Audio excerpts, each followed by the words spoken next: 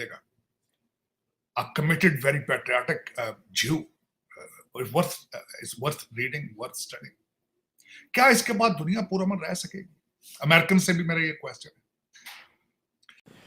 Iran ने Israel पर missile हमले दाग दिए। ईरान ने दावा किया है कि 80% मिसाइल हदफ से टकराए। हुकाम की दुनिया में एक हलचल मच चुकी है। मशरिक वस्ता में बढ़ती कशीदगी पर सलामती काउंसिल का हंगामी इजलास तलब किया गया है।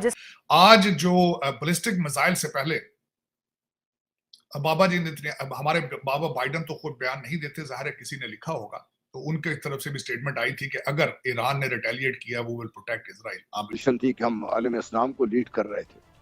अब चूंकि हमने अपनी इंतहाई मेहनत करके अपने आप को इकोनॉमिकली इस कदर ले गए हैं उस जगह पर जहां पर हम कशकोल लिए फिरते हैं, तो दुनिया हमारी बात सुनने को तैयार नहीं है।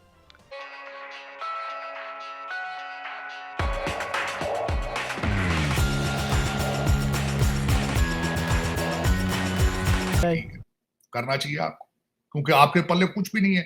आप तो यहाँ पे सिर्फ पोटैटो, तंबाकू और शुगर केन बनाते थे, और फर्स्ट वर्ल्ड और सेकंड वर्ल्ड वार के बाद जब जूश आए साइंटिस्ट, तो उन्होंने अमेरिका बनाया। अल्टीमेटली ये भी कंट्री उन्हीं का है। आपको चाहिए डिफेंड करेंगे आप, क्यों नहीं करेंगे आप? लेकिन उसमें जो मेरा क्वेश्चन है, क्या दुनिया पुरअमन रह पाएगी?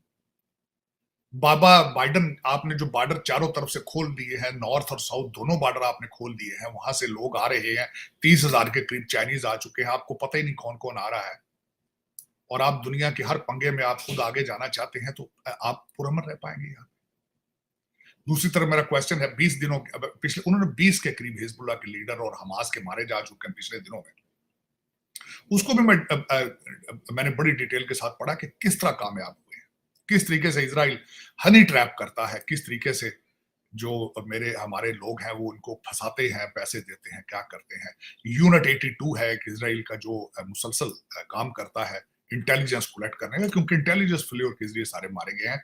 मैं बताना चाहूंगा कि हसन नसरुल्लाह कहाँ थे और किस तरीके से मारे गए। लेकिन इस सारी चीज के बाद क्या दुनिया पुरअमन रह पाएगी?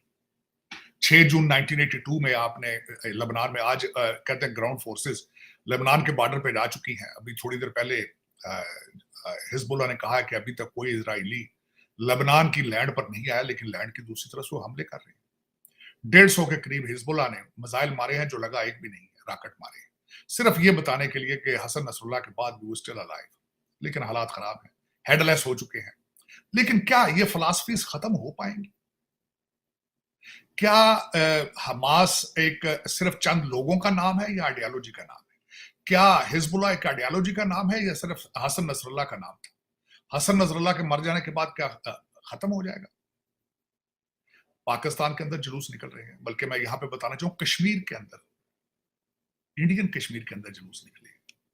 महबूबा मुफ्ती ने वहां पे अपनी हसन नसरुल्लाह के मरने के बाद अपनी इलेक्शन कैंपेन को उन्होंने रोक दिया था। उनकी बच्ची का नाम इल्तिजा मुफ्ती है। उन्होंने बड़ी एक जज्बाती तकरीर की। 10% शिया इंडियन कश्मीर के अंदर है, और बल्कि वो तो 10% है, लेकिन उनके साथ सॉलिडारिटी है उनकी। लेकिन आप ये सारा कुछ कर पाएंगे? और फिर मैं ये भी बताना चाहूंगा कि आज आपके पेजर के जरिए आप क्यों मर रहे हैं, आप क्यों कीड़ियों चींटियों की तरह मारे जा रहे हैं? आपकी अगर देखा जाए, मैं हैरान था इस बात पे चिपा साहब, कि वो जो पेजर ऑपरेशन है वो इजराइल ने किस तरह किया है और कब से उनके ज़हन में था। और फिर आज मैं ये भी बताना चाहूंगा, हसन नसरुल्लाह कहते हैं कि वो इतना सीक्रेटिव था कि वो उसकी कभी लाइव स्पीच नहीं रिकॉर्ड करके जाती थी। फिर बंकर में था हुआ था, जहां से मारे, बंकर से मारे। He was fluent in Persian because, क्योंकि ईरान के अंदर उसने बहुत टाइम गुजारा। लेकिन इंटेलिजेंस फ्लेवर किसी ने बेचा उसको। ईरान के अंदर जब मारा गया था लीडर हमास का, उसको भी बेचा गया।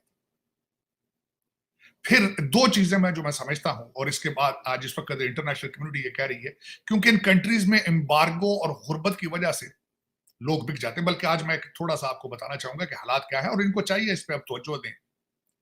ईरान के एक साबिक सदर ने, उन्होंने कहा कि हमने एक यूनिट बनाया था कि आप ईरान के अंदर इजराइल के जो उनको हमारे मोल होते हैं उनको पकड़ा जाए। एक यूनिट बनाया गया था।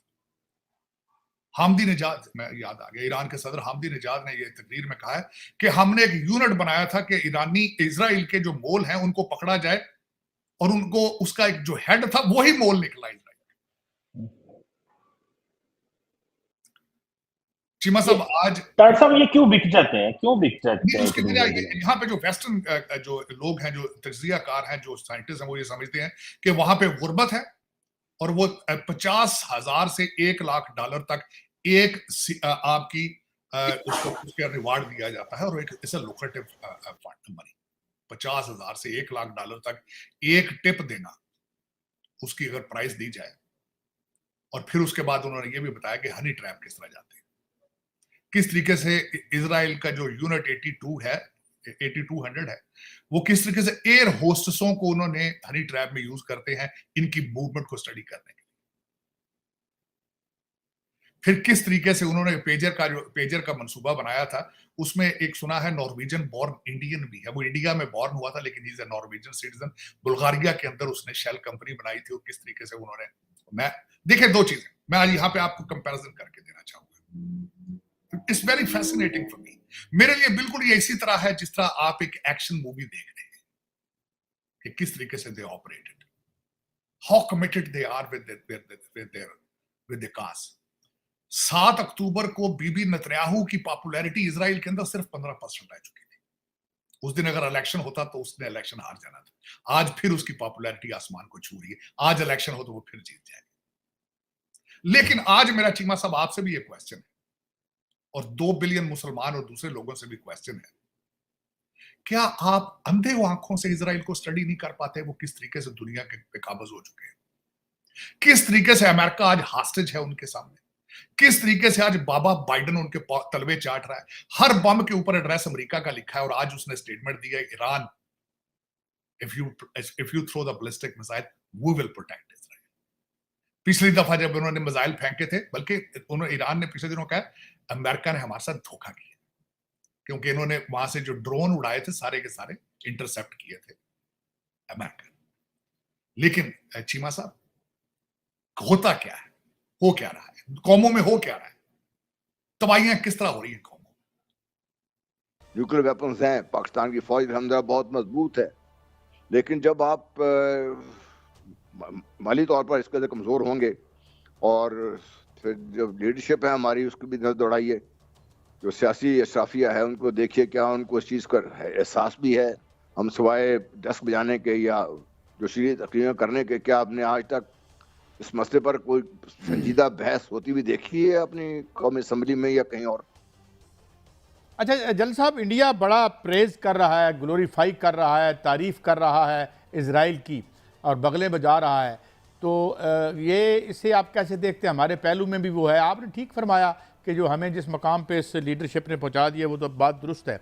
तो क्या इंडिया हैंड इन ग्लव होगा अगर ये एक्सपेंशन के इस मोड में है और आगे बढ़ता है, तो इंडिया और वो है तो वो इकट्ठे ही, क्या प्रैक्टिकली भी इकट्ठे हो सकते हैं? जी बिल्कुल इकट्ठे हैं, प्रैक्टिकली भी इकट्ठे हैं। भाई साहब दौड़ाइए ना, जितना भी एक्सट्रीमिस्ट हैं आपके, जो मजहबी एक्सट्रीमिस्ट हैं या सियासी तौर पे या एक्सट्रीमिज्म है, वो कहाँ पर है? हम ज्यूश ज़ायनिज़्म को हम पहचानते हैं, हम क्रिश्चियन ज़ायनिज़्म को एक्नॉलेज करना नहीं चाहते, जिसको अमेरिका लीड कर रहा है। जो ब्राह्मण ज़ायनिज़्म है उसको भारत लीड कर रहा है। तो आप देखिए तीनों एक इकट्ठे मिलकर बैठे हुए हैं, और तीनों किसके खिलाफ नबर्द आजमा है, ये भी आपके सामने है सबके। तो हमें क्यों शक है इस चीज़ का कि भाई भारत इसका फायदा नहीं उठाएगा, भारत के साथ मिलकर काम नहीं करेगा?